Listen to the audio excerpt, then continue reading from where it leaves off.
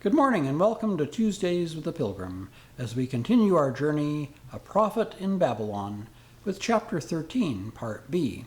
Now you remember last week in Part A, the editor, Mr. Butler, from the Daily Light had come to visit Gaunt and found him with Palmer, going over their plans for the future. Gaunt thanked him for his article, and Butler continued, saying, "Well, it is about that article I have come," said Butler. "You will not need to be told I agree in your position, but we are only at the beginning of the battle, and if I am really to help you, I must have some knowledge of your plans of campaign." He spoke in dry, clear tones, with certain business-like precision. Gaunt felt a sense of disappointment.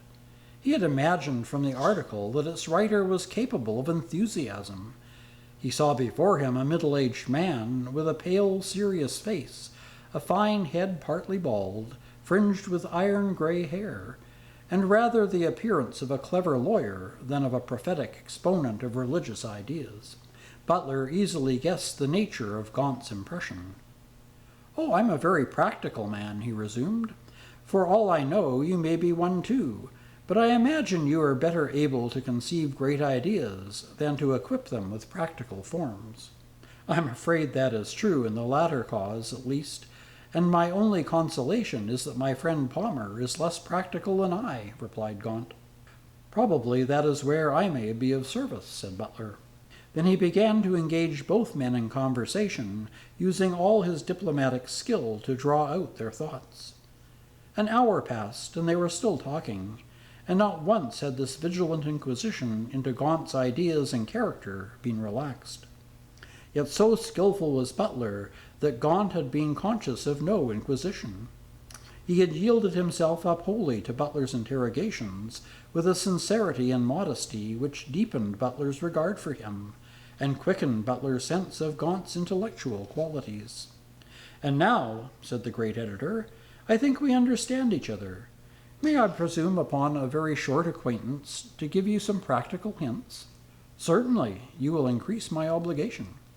"Well then," said Butler, "don't be above using plain and rough weapons.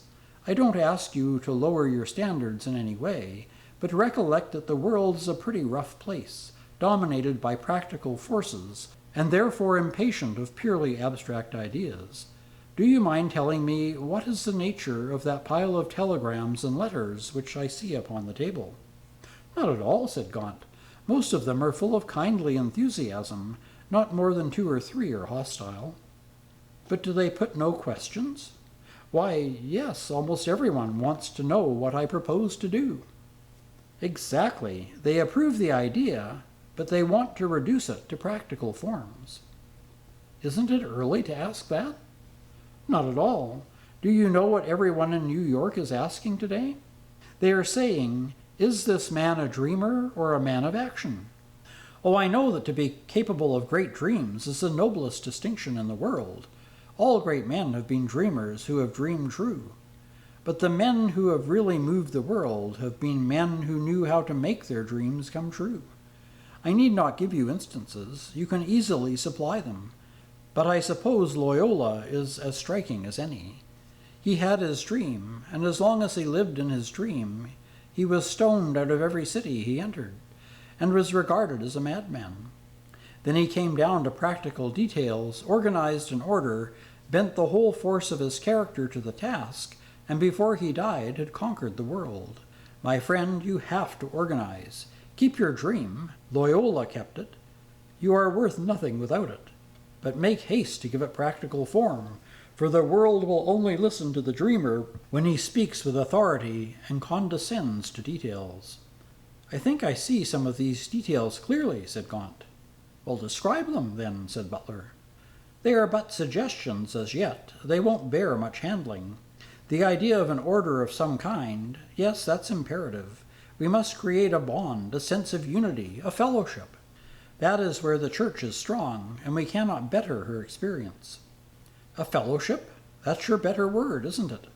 But of whom, and for what?"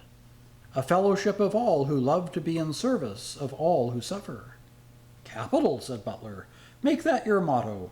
Remember, I'm an editor, and your words will be taken as evidence against you." I think we must have something to distinguish us, some outward badge or sign. Not the friar's garb, I hope, laughed Palmer.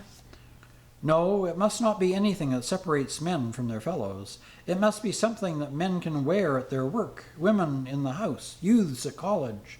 Something so small it cannot be thought of as ostentatious, yet so significant it tells its story. Yes, that is also good. Men love badges, especially Americans, said Butler. Besides, I always thought it was a great advantage to get a man into such a situation that he is bound to confess his religion. When a man is very anxious to conceal his religion, I always conclude that he has none to conceal. I think that's as far as any of my thoughts have gone, said Gaunt simply. Well, it's as far as I want you to go at present, said Butler. You've given me material enough to go on with for a day or two, and when I'm through, I'll come for more. But you're not going to publish all I've said, said Gaunt with some alarm. Well, not all, just enough for present purposes. Do you know, sir, that there is a whole month to be bridged over before your appearance in Madison Square Garden? A month is a long time in the memory of New York, time enough for the greatest men to have forgotten. Now, I don't propose that you shall be forgotten. Remember, I don't claim to be a religious man, and please don't count on me to wear your badge when you invent it.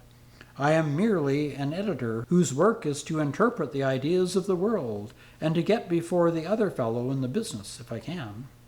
I believe in your ideas. I'll even go so far as to say that if I ever formulate a religion for myself again, it will be upon your model. But that's neither here nor there. I'm going to take up your cause because I believe that the mind and conscience of the world are ripe for it.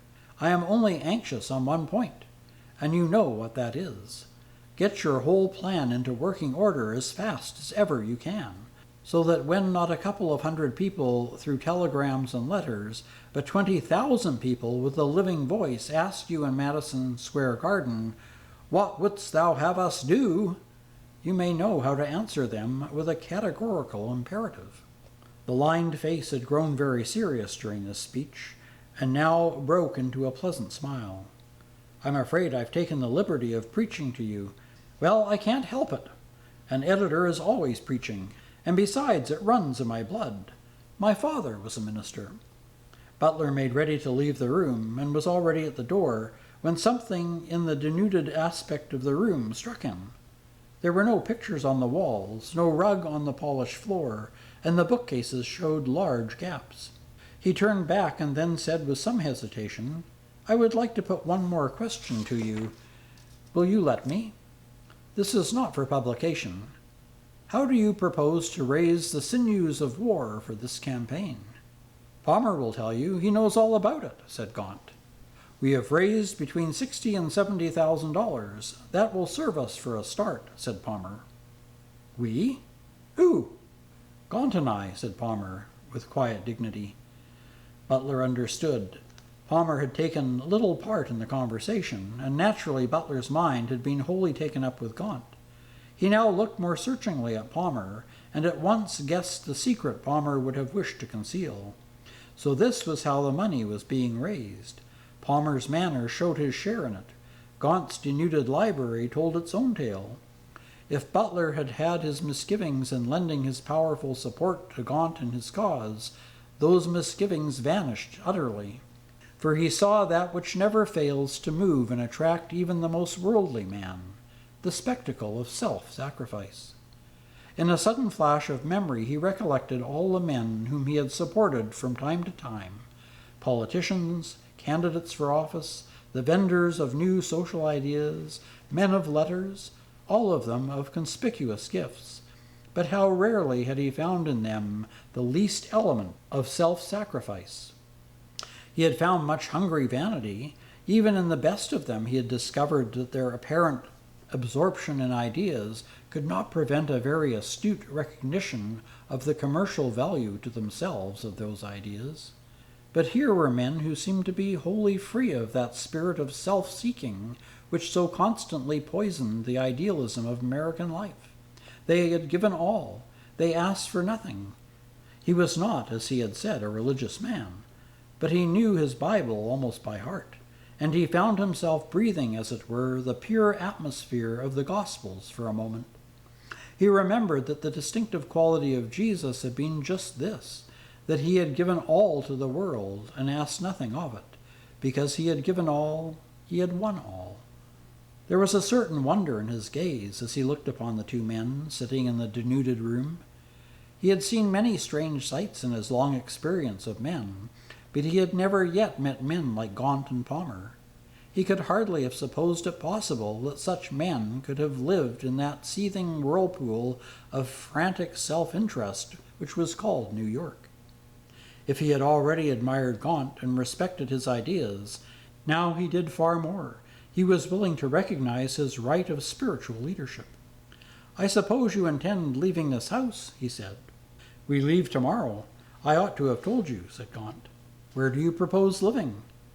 "In Washington Square. At first I wanted to live in the slums, in close contact with the poor. But I have been overruled, as I now think wisely. I shall need a central house, for it must be accessible to all sorts and conditions of people. And I shall need a large house, for it must be a sort of hospice to all forms of distress. Palmer is joining me in the venture. Do you approve?" "Heartily," said Butler. "You couldn't do a wiser thing, and it modifies my hasty suspicion of your organizing ability." Gaunt laughed cheerfully. "Oh, it was not my idea, I assure you. It was my wife's. You see, I have good advisers, and I should like to add you to the number." "I rather think I've already added myself," returned Butler. Butler shook hands heartily with the two men. He went away with more elation in his thoughts than he had known for many years, for he saw now that he had not only judged rightly in regard to the fundamental ideas of the new movement, but that he was not mistaken in its leader. He no longer said, "Gaunt has great ideas." He now began to say, "Gaunt is a great man." And that's the end of chapter 13. Next week we'll continue with chapter 14, part A, The House of Joy. Until then, take care, stay safe, and God bless.